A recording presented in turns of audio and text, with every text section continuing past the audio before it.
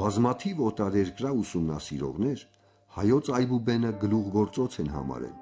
իսկ Վիկտոր Հյուգոն ասում էր, որ հայերենի մեջ տեսնում է անցյալի խորհրդավոր նշույլի շողարձակումը։ Շատերն են զգացել մեր այբուբենի աստվածային լինելը։ Աստվածային ասելով ես հասկանում եմ այն, ինչի չի ստեղծել մարդը կամ մարդկային բանականությունը։ Այբուբենում թաքնագրվածության հիմքում դրված են խմբավորումները։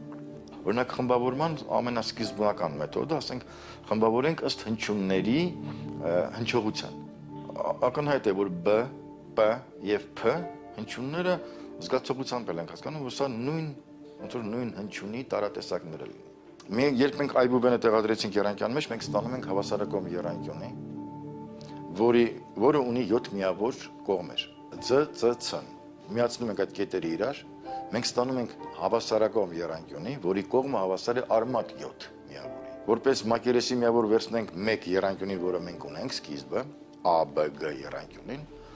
տեսնում ենք, որ բոլոր 5 եռանկյունիներն էլ լինում են ամբողջական թվեր եւ ստացվում են այս ասենք ՑՑ եռանկյունին ու 7 ABG եռանկյունին հավասար։ ԳԿՔ, որը թվում էր թե եռանկյունի չի, բարձրացած որ սա եռանկյունիների կոմպլեկտ է, որը խոսում է եւ ժամանակի եւ հարաբերության մասին, որոնց հարաբերությունը մեկի մյուսի նկատմամբ եղավ 12 24 36։ Պիտի ասեմ, որ 12 24 36 սրանք կապված են ամբողջի կամ ժամանակի